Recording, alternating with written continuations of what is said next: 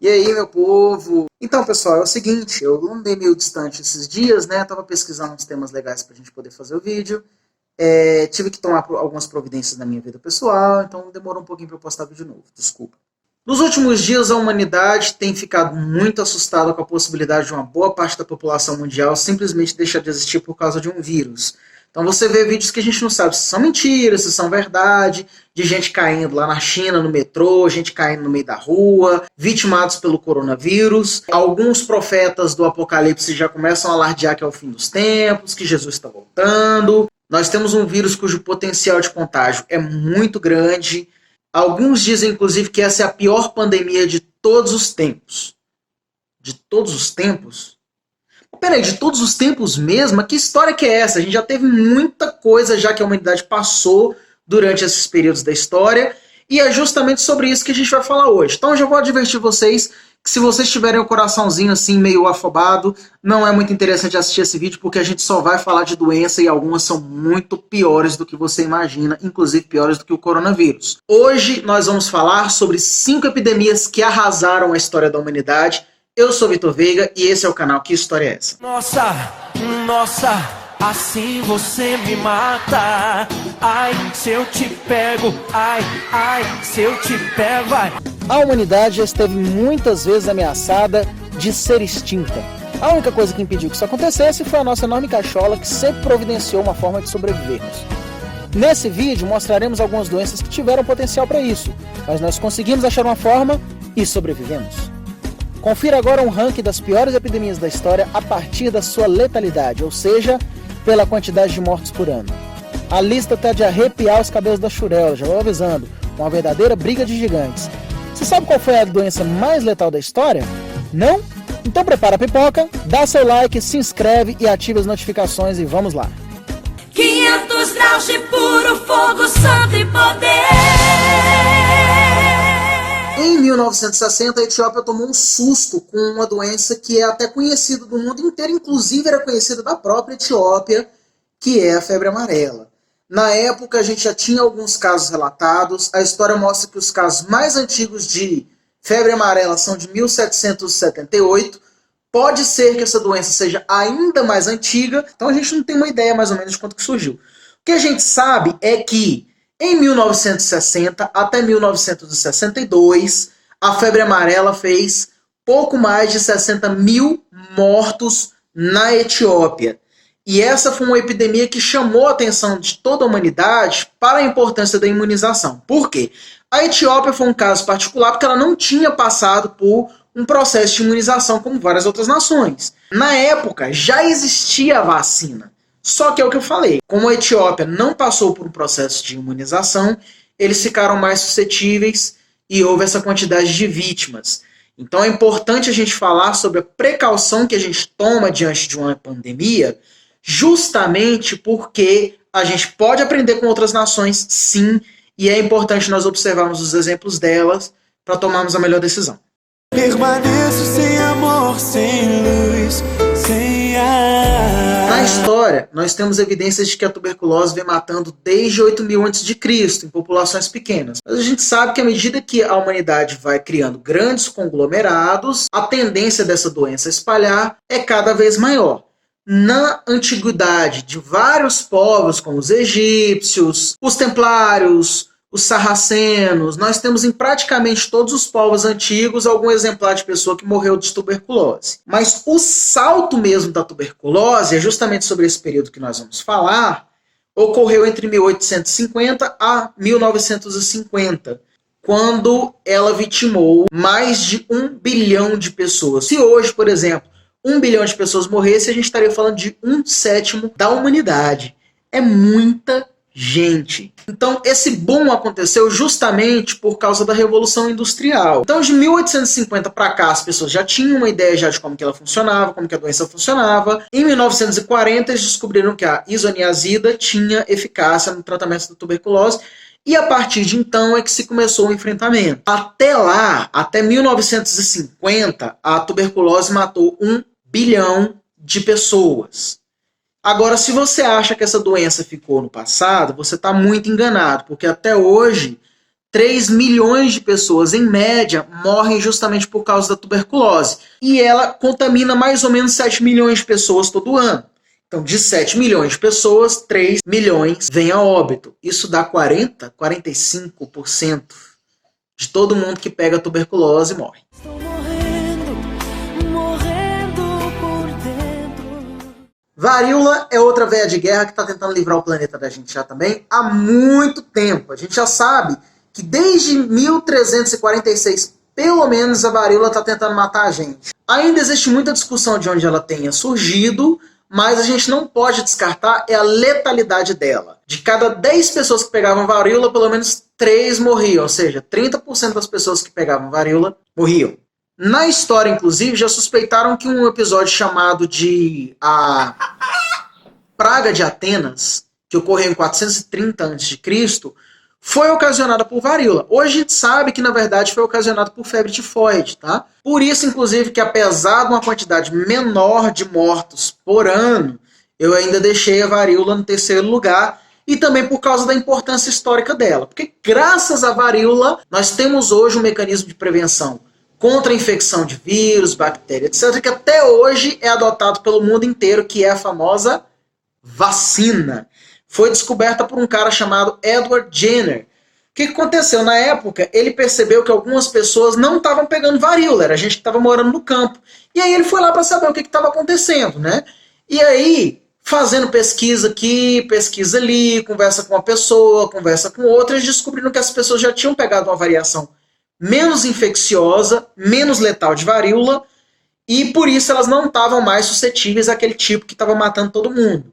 Então, no meio dessa pesquisa toda, ele teve uma ideia maravilhosa, super ética, que todos os profissionais da saúde com certeza fazem até hoje, que foi pegar 2 tipos de varíola diferentes, que foi essa varíola de vaca e essa outra varíola letal, e injetar no menino de 8 anos de idade e ver se ele morria. Ó, que legal, gente. Parabéns, esse cara é doido. Pois é, mas aí esse cara, o Edward Jenner, fez uma vacina contra a varíola, começou a exportar esse tipo de varíola, que era varíola de vaca, inclusive por isso que chama vacina, vaca, vacina. Em 1798 começou-se a vacinação no mundo inteiro utilizando esse tipo de varíola, que era a varíola bovina. No Brasil, essa vacinação começou em 1811, quando se criou a Junta da Instituição Vacínica, que mais tarde se tornaria a Fundação Oswaldo Cruz. Os 12 últimos casos de varíola foram registrados em 1971 no Brasil, e em maio de 1980, a OMS declarou que a infecção de varíola estava extinta do mundo inteiro. Atualmente, a varíola ela só existe em alguns laboratórios que são inclusive mantidos pela própria OMS, para o caso de uma ameaça terrorista, porque vai que uma Al-Qaeda da vida descobre uma outra forma de varíola e resolve jogar no mundo. A gente tem várias outras formas de varíola para poder gerar essa vacina. É justamente esse processo, inclusive, que está ocorrendo com o coronavírus. Como já existem outras formas de coronavírus que são anteriores ao Covid-19, é possível gerar através deles uma vacina contra ela. Fica longe de mim.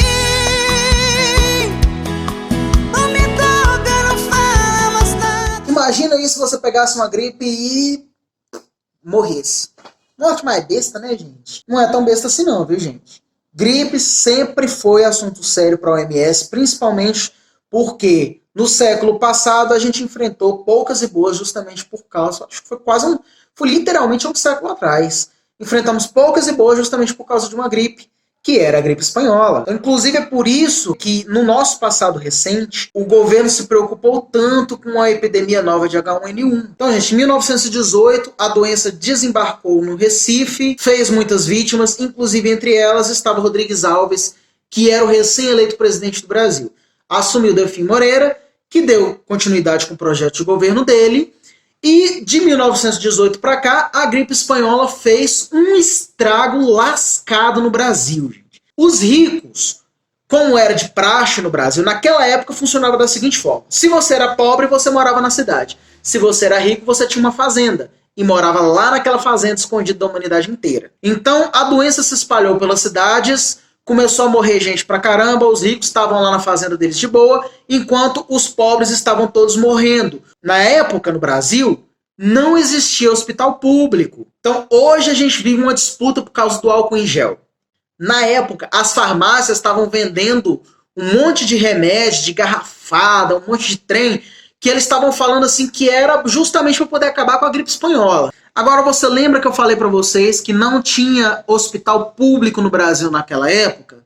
Pois é, não tinha, porque a partir da gripe espanhola, e esse é o ponto positivo, o Brasil ganhou o Sistema Único de Saúde, gente. Então, olha, preserve esse sistema, pelo amor de Deus, vai dar muito certo, é só você estruturar da forma que precisa, é só você votar certo, né? Não desperdiça seu voto, pelo amor de Deus, põe a mão na consciência da próxima vez que for votar. Então, em 1918, é lançado o fundamento do Sistema Único de Saúde. Inclusive, se você quiser que eu conte para vocês como é que surgiu o Sistema Único de Saúde, pode colocar na descrição do vídeo que eu vou fazer um vídeo a respeito. A gente vai enfiar a cara nos documentos e procurar lá a respeito da história do SUS e eu conto para vocês.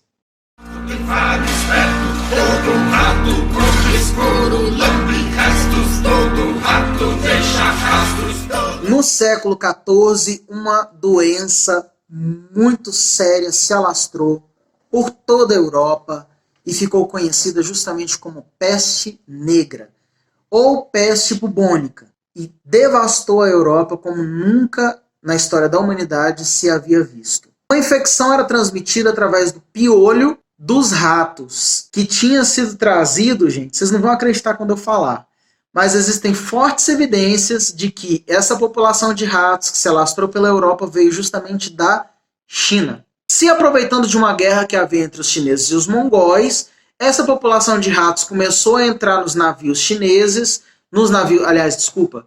entraram nos navios mongóis e começou através do exército e dos comerciantes mongóis a se alastrar por toda a Europa. Eles aproveitavam a Rota da Seda para poder entrar nesses navios e iam aos poucos se alastrando pelas cidades. Inclusive, uma coisa interessante, dizem que os navios, durante esse período da peste negra, eles ficavam ancorados durante 40 dias e eles não podiam ser liberados, as pessoas não podiam ser liberadas para entrar na cidade até que terminasse esses 40 dias, justamente para as pessoas do porto identificarem se dentro daquele navio havia pessoas com peste negra ou não. Então a peste negra ou peste bubônica matou muita gente já na China em 1331 e em 1337 essa situação se agravou, porque eles começaram a entrar por várias outras rotas além da Rota da Seda. Então os navios mercantes traziam os ratos se espalhavam por toda a Europa, e como já haviam grandes conglomerados, grandes cidades comerciais na Europa durante aquele período, essa doença começou a se espalhar. Então verificava-se grandes bulbos pela pele das pessoas, primeiro pela virilha e depois ia se alastrando por todo o corpo. Esses bulbos, depois de um tempo, começavam a necrosar, ficavam escuros, daí o nome peste negra. Isso ocasionava febre alta, isso ocasionava dores pelo corpo todo, dores de cabeça. Nós não temos números exatos dos mortos pela peste, mas pode ter chegado a 500 milhões de pessoas durante todo esse período. Então, gente, comparando o coronavírus com essas outras doenças, hoje nós temos inúmeras vantagens que nós não tínhamos naquele período. Nós temos um conhecimento científico infinitamente maior do que tivemos em qualquer uma dessas outras doenças. A gente conseguiu mapear o DNA do coronavírus em 24 horas, nós, a humanidade. Nós temos amostras de outros tipos de coronavírus que podem servir de base para uma eventual vacina. Nós podemos fazer o tratamento sintomático de forma muito mais eficaz do que, por exemplo, na gripe espanhola em 1918. Nós temos um sistema público de saúde no Brasil. É muito difícil acontecer cena, gente, de corpos estendidos na frente das casas, como aconteceu em 1918, por exemplo, no Brasil. Atualmente, a gente já sabe que grandes conglomerados de pessoas podem espalhar ainda mais rápido a doença e que, por causa disso, é importante que nós mantenhamos a quarentena. Apesar do coronavírus ter vitimado muito menos gente do que essas doenças que eu acabei de citar para vocês, todo cuidado é pouco. Apesar também de haver grupos de risco, todo cuidado é pouco. Se você estiver na rua, leva um álcool em gel para poder higienizar as mãos. Chegou em casa, lava bem as mãos, lava o rosto. Então, o recado que eu tenho para vocês é esse. Cuide-se bem, lava as mãos, a humanidade é muito mais forte do que vocês imaginam e a gente vai vencer isso já muito em breve, muito mais rápido do que qualquer outra das doenças, pelo menos, que eu falei pra vocês agora há pouco, tá bom? Como eu não gosto de contar a história pela metade, se você quiser saber onde foi que eu achei tudo isso, deixei todas as referências na descrição do vídeo. Usem sem restrição nenhuma, pelo amor de Deus, porque sem referência, nada do que eu disse presta.